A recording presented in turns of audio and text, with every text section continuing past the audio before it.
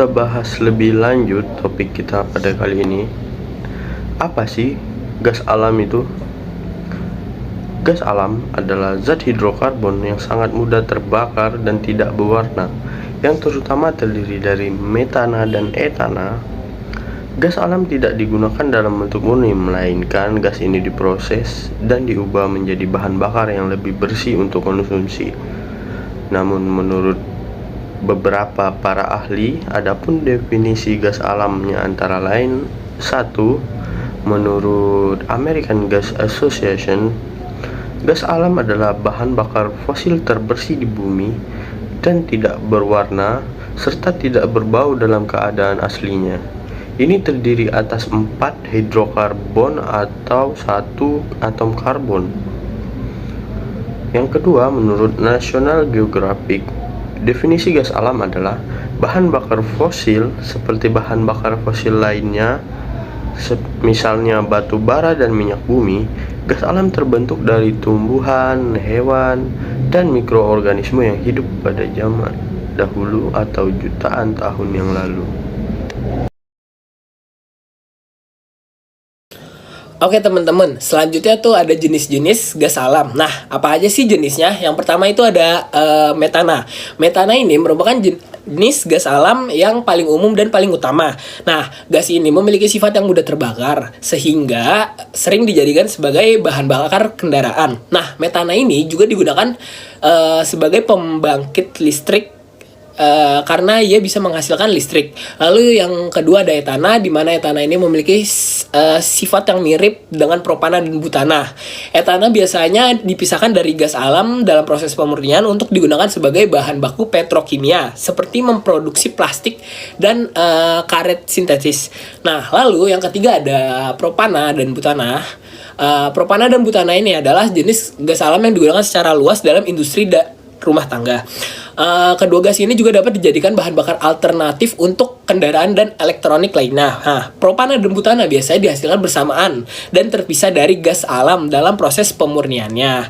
Lalu ada karbon dioksida. Nah, karbon dioksida ini merupakan gas non hidrokarbon yang ditemukan dalam gas alam. Dikutip dari ilmugeografi.com, gas alam memiliki banyak sekali manfaat bagi kehidupan sehari-hari.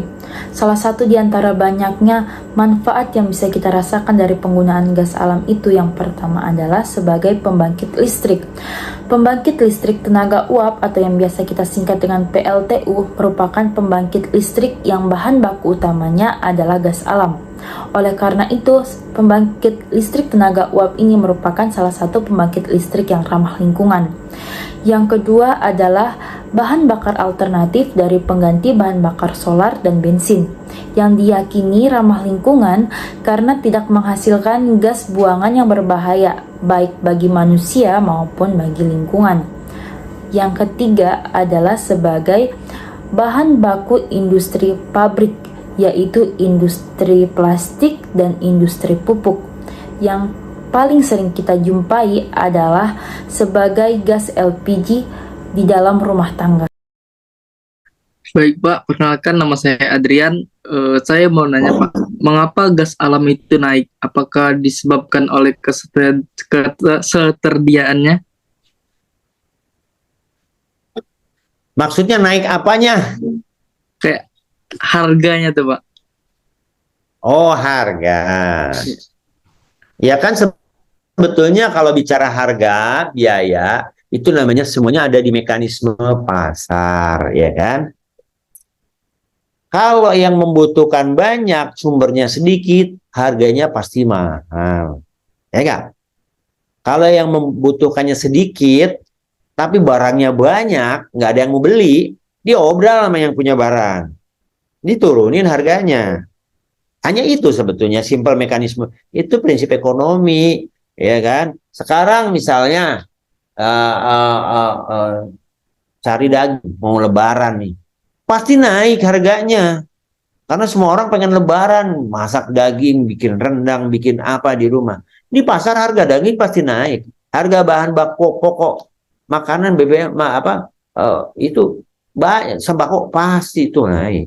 Sama kenapa harga itu naik untuk gas, ya kan? Biasanya biasanya harga gas naik itu apa? Jatuh musim dingin, misalkan di Eropa, Amerika. Karena apa? Mereka harus membuat heater, nggak perlu AC, tapi harus pemanas. Karena nggak membeku badannya, nanti mati semua orang. Jadi semua rumah-rumah industri pakai pemanas. Nah, pemanas harus pakai gas. Jadi harga gasnya naik, gitu loh. Satu saat nanti, pada saat ini udah nggak butuh lagi. Gasnya banyak, pembelinya sedikit, harga gasnya turun. Itu simpelnya kayak gitu. Tapi ada hal yang naik turun itu, karena gas itu kan tidak bisa disimpan. Ya enggak? Kalau minyak taruh di dalam tangki, disimpan, taruh berapa lama juga masih ada barangnya. Nguap-nguap sedikit lah. Tapi nggak bisa hilang. Kalau gas, nggak bisa disimpan. Paling disimpan tuh ditaruh di bawah tanah gitu loh. Di buminya baru kita angkat, produksikan gitu. Nah, sudah diproduksikan di permukaan, harus segera dipakai. Nah, pada waktu dipakai, pemakainya tidak ada, ya dibakar, jadi flare gitu. Karena kalau disimpan malah jadi wah, yang butuh sedikit, padahal kita udah produksi banyak nih, nggak ada yang mau beli, kita obral. Gitu. Tapi pada saat kita lagi ini, uang lagi banyak, semua orang lagi ada pabrik-pabrik baru, apa butuh ini. Kemudian musim dingin di Eropa, Amerika, mereka butuh, Cina juga butuh gas. Yang butuhnya beli banyak, ngeborong, banyak orang diborong orang. Nah, di situ harga gas harganya naik karena apa? Barangnya sedikit, yang mau beli banyak. Ini malah kalau ini kan prinsip ekonomi gitu. Kenapa naik gitu? Jadi pertanyaannya kenapa naik itu apanya? Apakah gasnya naik ke atas langit atau naik harganya? Tentunya kalau naik harganya, itu masalah harga itu adalah masalah prinsip ekonomi. Kalau pada saat harga gas naik, di upstreamnya akan ada imbas juga. Tahu ini menguntungkan, harga naik, yang jual gas untung banyak atau produsen gas untung banyak. Nanti para perusahaan-perusahaan pendukung kegiatan eksplorasi produksi migas juga pengen ikut untung. Yaitu apa? Sewa rig buat pengeboran dinaikin, ya kan? Gaji-gajinya geologis minta dinaikin, gitu kan? Ya kan? Ya, karena Anda untung, perusahaan untung, gaji dinaikin, semua ikut naik. Tapi pada saat harga amblas turun karena gas nggak dibutuhkan, pernah harga gas itu turun murah sekali, ya akhirnya ujung-ujungnya karyawan di PHK, ya kan? Kemudian muncullah namanya krisis migas dan lain sebagainya. Ini mekanisme bergelombang, kadang naik, kadang turun. Siapa yang mempengaruhi harga naik dan turun? Itu pengaruh global, pengaruh kondisi geopolitik, ada perang Rusia sama Ukraina, ya. Kita tahu bahwa Rusia itu sekarang produser gas terbesar di dunia, ya kan? Rusia. Selama ini mereka mensuplai gas ke Eropa, ya kan? Kemarin harganya naik, kenapa? Karena perang, ya kan? Rusia dikucilkan sama Eropa, Rusia tidak mengirimkan gasnya ke Eropa, ditutup, biar saya simpen, saya pakai sendiri aja. Alhasil Eropa kekurangan gas. Nah, mereka minta gas ke Indonesia, ke Australia dengan harga yang tinggi karena mereka yang butuh, ya kan? Yang membutuhkan banyak, ketersediaannya terbatas, gitu. Berapa jumlah gas alam di Indonesia dan ada berapa jumlah cadangan gas alam itu sendiri, Pak? Oke. Jumlah itu artinya jumlah apa? Cadangan dong. Kemudian sekarang tingkat produksi lah, gitulah ya. Tingkat produksi gitu kan di Indonesia berapa. Nah, secara produksi sekarang ya kurang lebih mendekati 10 ya. 10 miliar. 10 miliar. 10 miliar kaki kubik per hari.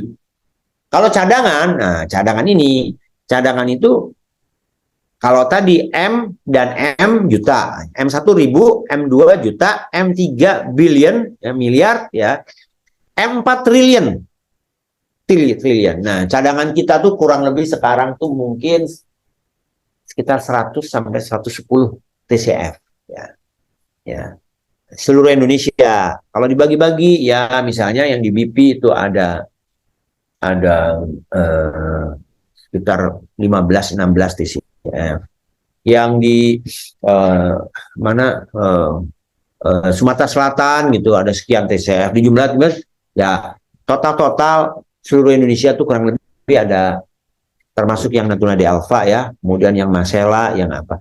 Nah, kalau kita bicara cadangan harus dibedakan dengan yang namanya sumber daya atau resources ya. Nanti belajar lagi dalam pelajaran petroleum engineering itu ada terminologi jumlah hidrokarbon itu ada yang disebut namanya reserve ya, reserve itu cadangan. Kemudian resources itu sumber daya. Kalau reserve itu adalah cadangan, itu adalah yang sudah dihitung secara akurat dan jumlahnya pasti segitu, gitu. Nggak akan meleset lagi. Kalaupun meleset paling 1%, 5% gitu melesetnya. Itu cadangan. Dan itu dibuktikan ngitungnya pakai apa? Pakai data yang akurat lewat pengeboran sumur, ketebalan reservoirnya berapa, kemudian pelamparannya, boundary-nya bagaimana. Jadi panjang kali lebar kali luas kali tebal misalkan gitu. Itu udah ketua sama porosity-nya berapa. Itu cadangan yang sudah dihitung berdasarkan akurasi yang tepat dengan data yang akurat.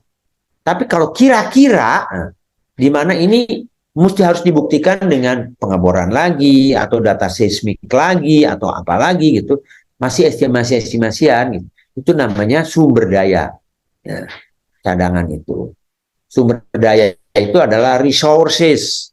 Itu nggak bisa dipakai untuk dijual. Oh, saya punya sumber daya 100. Nih, kamu mau beli nggak? 100. Satunya harganya sekian. Nggak bisa barangnya 100, tanya buktinya nanti deviasinya ya, fluktuasi akuratnya ternyata bukan 100, cuma 4 gitu. Atau cuma 10. Jauh banget. Tapi kalau cadangan tadi, oh cadangan itu 100, meleset 96 gitu. Atau lebih 102, beda dikit. Itu cadangan. Karena biasanya untuk menentukan cadangan harus ada lembaga independen yang mensertifikasi jumlah cadangan itu.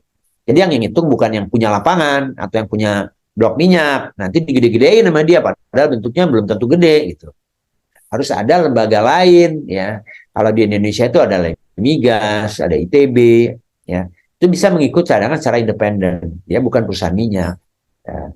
Atau ada DNM dari Dallas, ada GCA dari Singapura, ada RESC dari Australia. Itu adalah lembaga-lembaga untuk menghitung jumlah cadangan yang akurat, ya, untuk mensertifikasi, dan itulah biasanya kalau untuk jual beli bisnis minyak dan gas, mereka ditanya untuk jumlahnya berapa. Supaya jelas kita mau bikin kontrak sekian tahun, kita mau bikin pabrik yang investasinya sekian, asalnya dari gas yang jumlahnya segini gitu. Rupanya jumlahnya itu nggak cocok, gasnya habis, pabriknya tutup nanti. Padahal belum kembali untung bangun pabriknya. Jadi rantai akibat resikonya itu nyambung satu ke yang lain gitu. Jadi di dalam hal usaha gas itu harus semuanya pasti hitung-hitungannya. Karena apa? Gas itu handlingnya susah, penanganannya tidak semudah minyak. Kalau minyak taruh di ember, taruh di tangki, taruh di jerigen, simpan bisa, asal jangan kena korek api.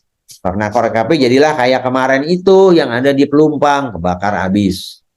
Itu ya, itu safety-nya lagi harus bagus. Oke. Gitu, Pak, Khairunisa. Nia Khairunisa. Cukup menjawab atau ada yang belum jelas? Nama saya Ki Shoptafi Ayana. Saya izin bertanya, Pak. Dampak apa yang terjadi jika cadangan gas alam itu berkurang?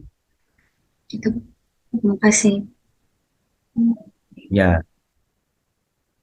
ya itu pertanyaannya itu ya memang fenomena kan tadi udah dibilang mas saya di definisi tadi ya, bahwa gas alam itu adalah sumber alam yang non renewable ya kan. Non renewable itu apa? Ya kan akan habis suatu saat gitu loh, berkurang. Ya, kalau yang namanya padi, beras ya habis karena habis dipanen, tanam lagi. Tahun depan atau 3 bulan lagi udah keluar lagi beras yang baru. Itu renewable ya kan. Contoh yang renewable itu apa? Energi apa? Energi matahari. Akan ada terus ya kan. Energi apa lagi? Panas bumi. Ya, dibilang ada terus karena ada magma di bawah tanah. Sepanjang ada magma bisa memanaskan uap air di bawah tanah, uapnya dia naik ke atas, jadi sumber energi juga panas bumi, itu kan? Atau tenaga angin, angin tuh ada terus, ya kan nggak akan habis. Tenaga angin, atau tenaga arus laut, atau arus sungai, ya, tenaga air terjun, air kan gitu, mikrohidro atau makrohidro, itu energi-energi yang bisa baru dan terbarukan, ya kan?